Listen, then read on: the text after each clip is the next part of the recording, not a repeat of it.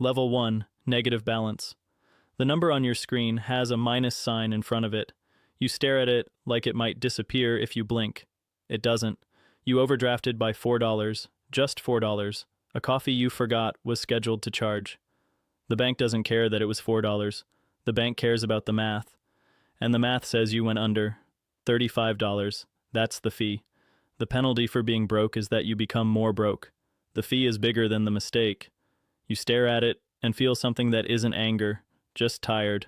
Then another charge processes. A $7 subscription you forgot to cancel. The system sees you're already negative and charges you another $35. Now you owe $77 to a bank that just took $35 from a $4 mistake. You try to call. The hold music loops 3 times. A voice answers, reads from a script, tells you fees can't be reversed at this time. You ask to speak to a manager. The voice says someone will call back within 48 hours. Nobody calls back. The next morning your rent payment fails. The landlord charges a $75 late fee. Your phone bill bounces and adds another $25. The math you couldn't fix at $4 is now $200 deep and growing in directions you didn't authorize. You skip lunch on Wednesday, not by choice. You walk past the place you usually eat and keep walking like you weren't going there anyway. Your coworker invites you to grab food after work.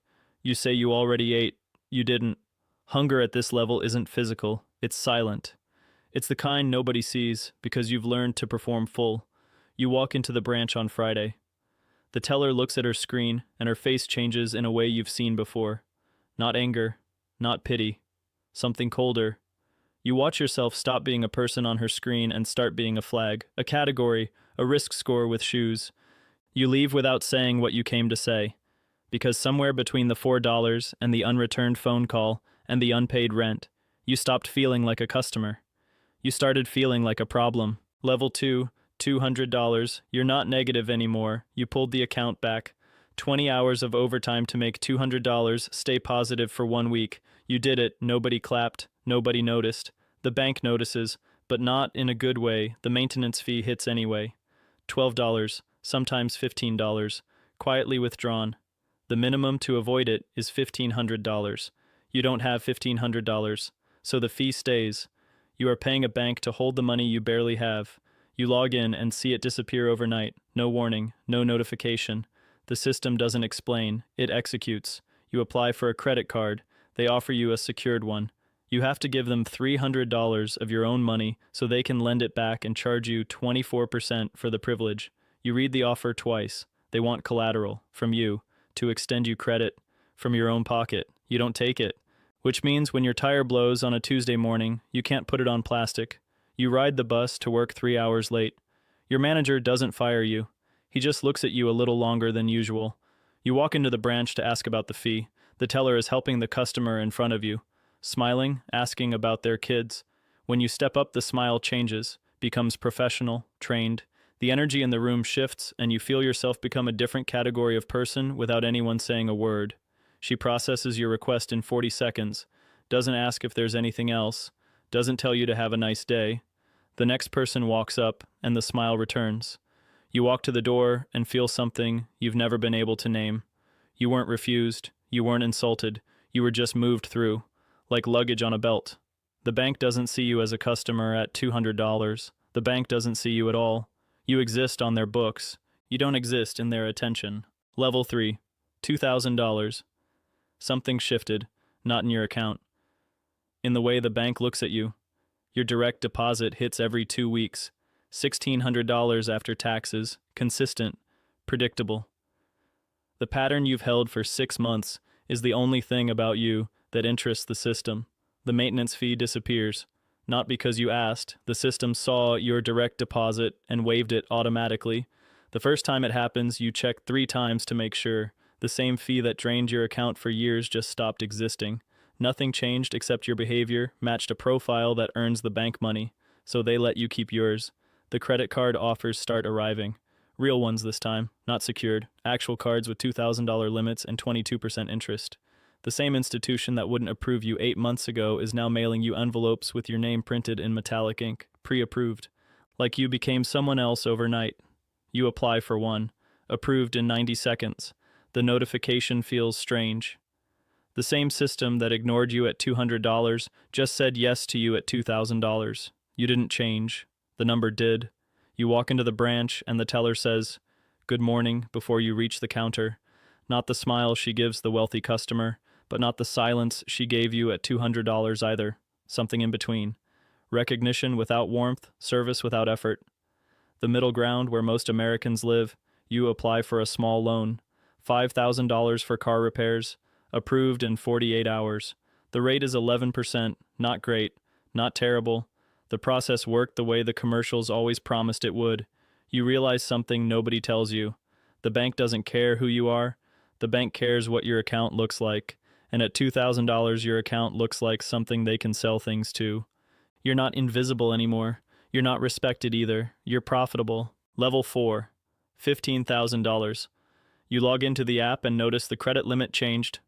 $4,000 became $9,500. You didn't ask. You didn't apply. The bank just decided you were worth more rope. The next morning you get a call. Not automated. A person. Your bank assigned you a relationship banker. He says his name twice and gives you a direct line.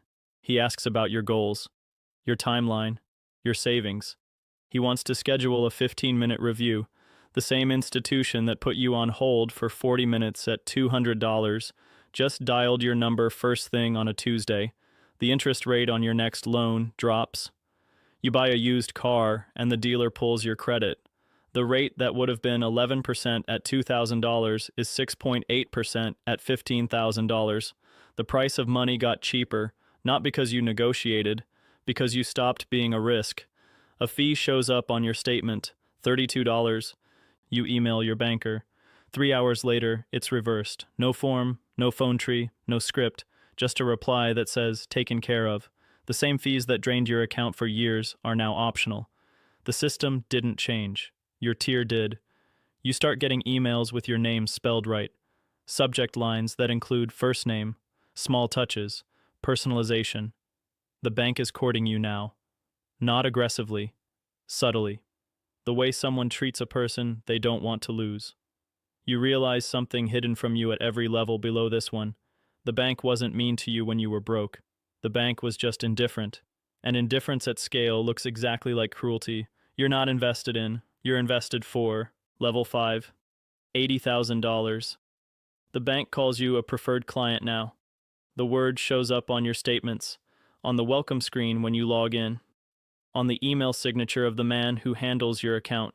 You didn't earn the title. The number did. Your relationship banker becomes a real person now, a man named David who knows you have a sister in Chicago because you mentioned it once 9 months ago. He emails on your birthday. Not automated, written. The detail isn't accident, it's training. The bank teaches him to remember small things because small things keep accounts. You walk into the branch and someone stands up to greet you. Not the teller. Someone with a nameplate and an office. They guide you past the rope line where everyone else waits. The same line you waited in at $200. The line you didn't know existed because you were standing inside it. A pre-approval letter arrives in the mail, not for a credit card. For a $400,000 mortgage. The bank decided what you can afford before you decided to buy a house. They want the loan before you've even chosen the property. The price of money is no longer something you negotiate, it's something offered to you. You get a phone call from a competitor bank. They offer to match your rates and beat them on a savings tier. You mention this to David. He calls back within an hour with a counteroffer. The institution that ignored you for years is now competing to keep you. The bank doesn't see you as preferred at $80,000. The bank sees you as worth defending. Level 6, $500,000. The bank stops being a place you visit. It becomes a service that comes to you. David doesn't email anymore. David calls. And when he calls, he isn't asking how you are. He's asking when you'd like to meet his colleague who handles wealth management. The colleague drives to your office, not the other way around. He brings printed reports in a leather folder. He asks about your goals, your timeline, your tax structure, your estate plans. The conversation lasts 90 minutes, and at the end, he doesn't try to sell you anything. He just leaves a card and says he'll send a follow-up. The selling already happened. You just didn't notice it. You're not being offered products anymore. You're being consulted. The difference matters. A product is something the bank wants you to buy. A consultation is something the bank wants you to need, and needing them is worth more over time than buying from them once. You call about a wire transfer that froze. Someone answers on the second ring. No hold music, no script. The problem is fixed in the same conversation. The same call would have taken 3 hours and 4 transfers at $2,000. You attend a private dinner the bank hosts, 8 clients, a guest speaker, a view of the city you've never seen from this angle. Nobody mentions money the entire night. Money is the table, not the conversation. You're not a customer at $500,000. You're an asset they protect. Level 7, $5 million. Private banking. The phrase sounds the same as wealth management, but it isn't. Wealth management is a service. Private banking is a relationship. And relationships don't follow rules, they negotiate them. You don't have a banker anymore. You have a private banker. A title that means something specific inside the institution. He manages fewer than 20 accounts. Yours is one of them. He knows your kids' names. He knows about the foundation you're thinking about starting because you mentioned it over coffee last March. The interest rate on your mortgage isn't published. It's negotiated. The investment minimum on a private deal is waived because the relationship justifies it. The paperwork that takes a regular customer 2 weeks gets handled in 48 hours because someone was told whose account it is. You walk into a branch you've never visited, and they know your name before you sign anything. A different banker stands up to introduce himself. The system has flagged you across every location, not because of fame, because of position. You exist in a database that prioritizes you before you ask. You sit in a conference room with no logo on the door. The table is one piece of wood. The deal being discussed is a private investment that won't appear on any prospectus. The room exists because clients like you exist. The room only opens when the relationship justifies it. The bank doesn't follow rules at $5 million. The bank bends them. For you. Level 8, $25 million. You don't have a banker anymore. You have a relationship. And the difference between those two words is the difference between this level and every level below it. Your relationship is a named line item in someone's performance review. Losing you would matter to careers.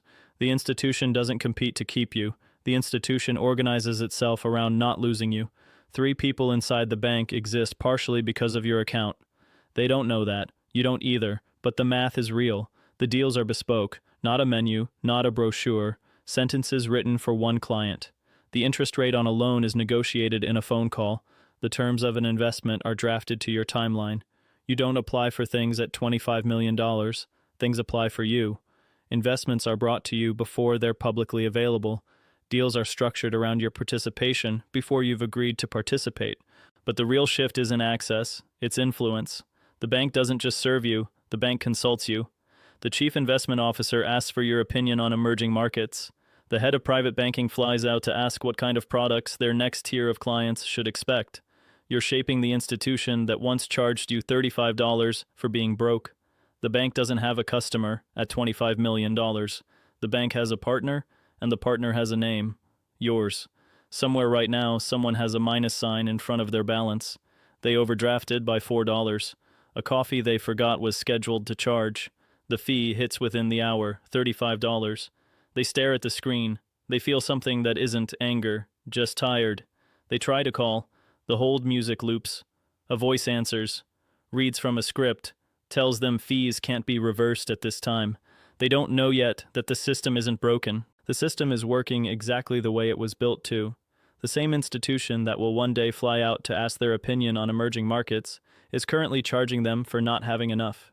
You are the same person at every balance. The bank just decides who you are, based on what's next to your name.